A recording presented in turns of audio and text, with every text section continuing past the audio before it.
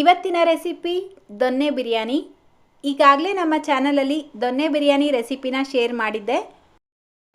ಸುಮಾರು ಜನ ನೀವು ಕೇಳಿದ್ರಿ ಮ್ಯಾಮ್ ಇದಕ್ಕಿಂತ ಇನ್ನೂ ಸುಲಭವಾಗಿ ದೊನ್ನೆ ಬಿರಿಯಾನಿ ಟೇಸ್ಟಿಯಾಗಿ ಯಾವ ರೀತಿ ಮಾಡೋದು ಅಂತ ತಿಳಿಸ್ಕೊಡಿ ಅಂದ್ಬಿಟ್ಟು.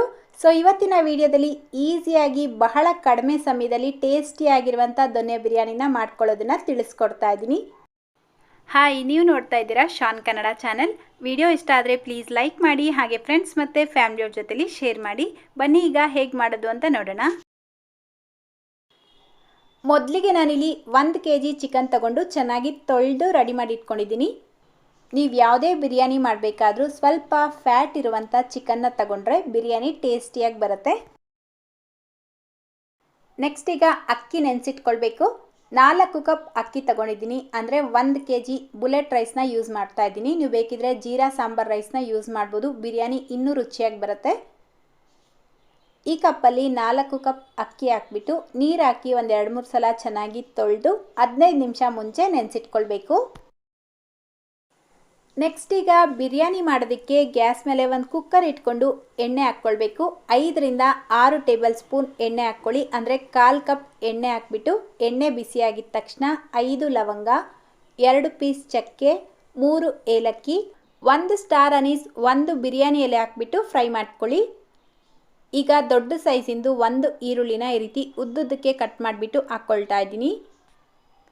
ಈರುಳ್ಳಿ ತುಂಬ ಹೊತ್ತೇನು ಫ್ರೈ ಮಾಡ್ಕೊಳ್ಬೇಡಿ, ಜಸ್ಟ್ ಟ್ರಾನ್ಸ್ಪರೆಂಟ್ ಆದರೆ ಸಾಕು. ಈಗ ತೊಳೆದಿಟ್ಕೊಂಡಿರುವಂಥ ಚಿಕನ್ ಪೀಸಸ್ನ ಹಾಕ್ಕೊಳ್ಬೇಕು. ನೋಡಿ, ಚಿಕನ್ ಪೀಸಸ್ ಬಿರಿಯಾನಿ ಮಾಡೋದಕ್ಕೆ ಈ ರೀತಿ ಮೀಡಿಯಮ್ ಆಗಿ ಹೊಡೆಸ್ಕೊಳ್ಬೇಕು. ನೀವು ಯಾವುದೇ ಬಿರಿಯಾನಿ ಮಾಡಿದ್ರೂ ಅಷ್ಟೇ. ಯಾಕಂದರೆ ಚಿಕನ್ ಪೀಸ್ ತುಂಬ ದಪ್ಪ ಇದ್ದರೆ ಒಳಗಡೆ ಹಸಿಯಾಗೇ ಇರುತ್ತೆ, ಸರಿಯಾಗಿ ಬೇಯೋದಿಲ್ಲ, ತುಂಬ ಟೈಮ್ ಹಿಡಿಸುತ್ತೆ. ಅದೇ ರೀತಿ ತುಂಬ ಸಣ್ಣ ಪೀಸ್ ಇದ್ದರೆ ಚಿಕನ್ ಬೇಗ ಬೆಂದು ಅನ್ನದ ಜೊತೆಗೆ ಮಿಕ್ಸ್ ಆಗಿಬಿಡುತ್ತೆ, ಪೀಸೇ ನಿಮಗೆ ಸಿಗೋದಿಲ್ಲ. ಸೊ ಅದಕ್ಕೆ ಮೀಡಿಯಮ್ ಸೈಜಲ್ಲೇ ಹೊಡೆಸ್ಕೊಳ್ಬೇಕು. ಈ ಚಿಕನ್ಗೆ 1 ಟೇಬಲ್ ಸ್ಪೂನ್ ಉಪ್ಪು, 1/4 ಟೇಬಲ್ ಸ್ಪೂನ್ ಅರಿಶಿನ ಹಾಕ್ಬಿಟ್ಟು ಮಿಕ್ಸ್ ಮಾಡ್ಕೊಳ್ತಾ ಇದ್ದೀನಿ.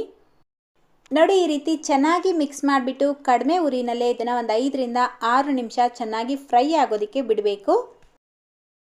ಇದು ಫ್ರೈ ಆಗೋ ಅಷ್ಟರಲ್ಲಿ ಒಂದು ಮಸಾಲೆ ರುಬ್ಕೊಳ್ಳೋಣ.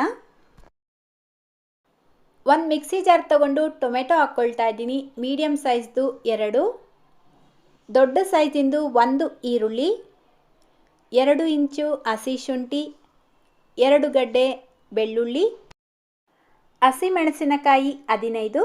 ನೀವು ಯೂಸ್ ಮಾಡುವಂಥ ಹಸಿಮೆಣಸಿನ್ಕಾಯಿ ಖಾರ ಜಾಸ್ತಿ ಇದ್ದರೆ ಕಡಿಮೆ ಹಾಕ್ಕೊಳ್ಳಿ. ಈಗ ಪುದೀನ ಮತ್ತು ಕೊತ್ತಂಬರಿ ಸೊಪ್ಪನ್ನು ಹಾಕ್ಕೊಳ್ಬೇಕು. ನಾನಿಲ್ಲಿ 1 ಕಪ್ ಪುದೀನ, 2 ಕಪ್ ಕೊತ್ತಂಬರಿ ಸೊಪ್ಪನ್ನು ತಗೊಂಡಿದ್ದೀನಿ. ಕೊತ್ತಂಬರಿ ಸೊಪ್ಪು ಸ್ವಲ್ಪ ಜಾಸ್ತಿ ತಗೊಳ್ಬೇಕು, ಅಂದರೆ ಮೀಡಿಯಮ್ ಸೈಜ್ ಕಟ್ಟಲ್ಲಿ ಅರ್ಧ ಕಟ್ಟು ಕೊತ್ತಂಬರಿ ಸೊಪ್ಪು, 1/4 ಕಟ್ಟು ಪುದೀನ ಹಾಕ್ಕೊಳ್ಬೇಕು. ಈಗ ಸ್ವಲ್ಪ ನೀರು ಹಾಕ್ಬಿಟ್ಟು ನುಣ್ಣಗೆ ರುಬ್ಬಿಟ್ಕೊಳ್ಬೇಕು, ಜಾಸ್ತಿ ನೀರು ಹಾಕ್ಕೊಳ್ಬಾರ್ದು.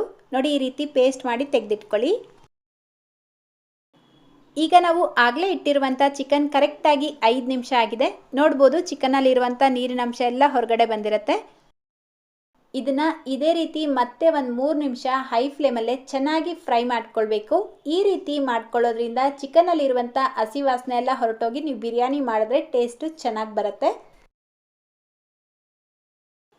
ನೋಡಿ, ಚೆನ್ನಾಗಿ ಫ್ರೈ ಮಾಡಿದ ನಂತರ ಇದಕ್ಕೆ ರುಬ್ಬಿಟ್ಕೊಂಡಿರುವಂಥ ಮಸಾಲೆ ಪೇಸ್ಟ್ ಹಾಕ್ಕೊಳ್ತಾ ಇದ್ದೀನಿ. ಅದೇ ಮಿಕ್ಸಿ ಜಾರ್ಗೆ ಸ್ವಲ್ಪ ನೀರು ಹಾಕಿ ಮಿಕ್ಸ್ ಮಾಡಿಬಿಟ್ಟು ಹಾಕ್ಕೊಳ್ಳಿ. ಜಾಸ್ತಿ ನೀರು ಹಾಕ್ಕೊಳ್ಬಾರ್ದು, ತುಂಬ ಜಾಸ್ತಿ ನೀರು ಹಾಕ್ಬಿಟ್ರೆ ಮಸಾಲೆ ಫ್ರೈ ಆಗೋಕ್ಕೆ ತುಂಬ ಟೈಮ್ ಹಿಡಿಸುತ್ತೆ.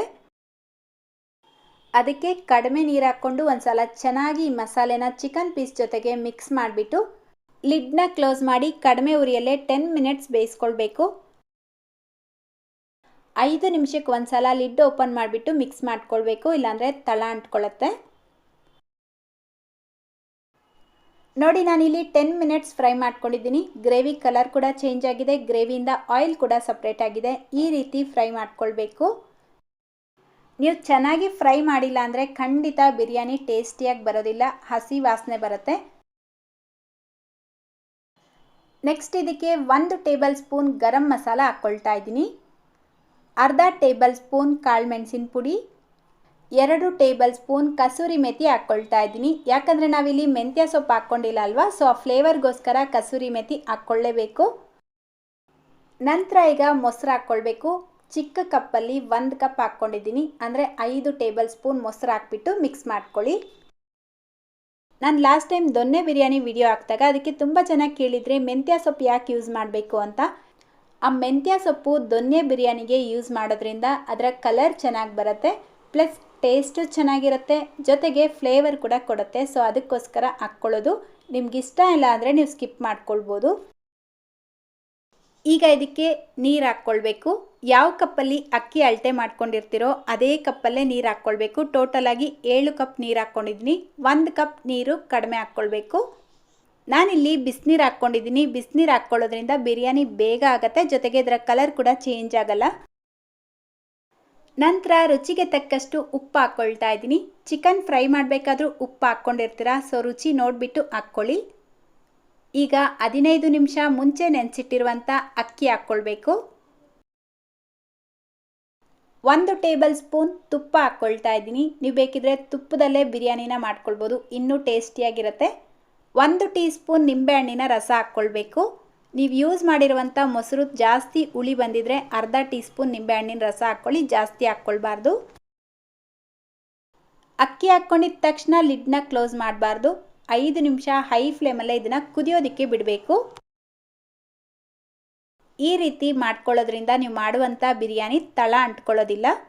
ನೋಡಿ, ಈ ರೀತಿ ಅಕ್ಕಿ ಎಲ್ಲ ಮೇಲೆ ಬಂದ ಮೇಲೆ ಒಂದ್ಸಲ ಮಿಕ್ಸ್ ಮಾಡಿ ಲಿಡ್ನ ಕ್ಲೋಸ್ ಮಾಡಿ ಹೈ ಫ್ಲೇಮಲ್ಲೇ 1 ವಿಷಲ್ ಕೂಗಿಸ್ಕೊಳ್ಬೇಕು.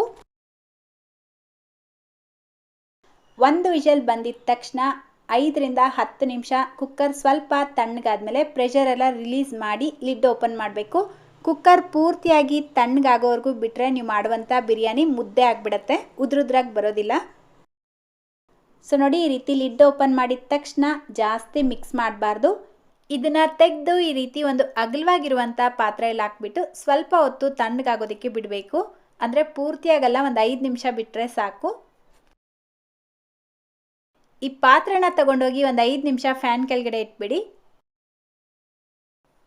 ನೋಡಿ, ಒಂದು 5 ನಿಮಿಷ ಆದಮೇಲೆ ಅನ್ನ ನೋಡ್ಬೋದು ಎಷ್ಟು ಉದ್ರುದ್ರಾಗಿದೆ ಅಂತ. ತುಂಬ ಚೆನ್ನಾಗಾಗತ್ತೆ.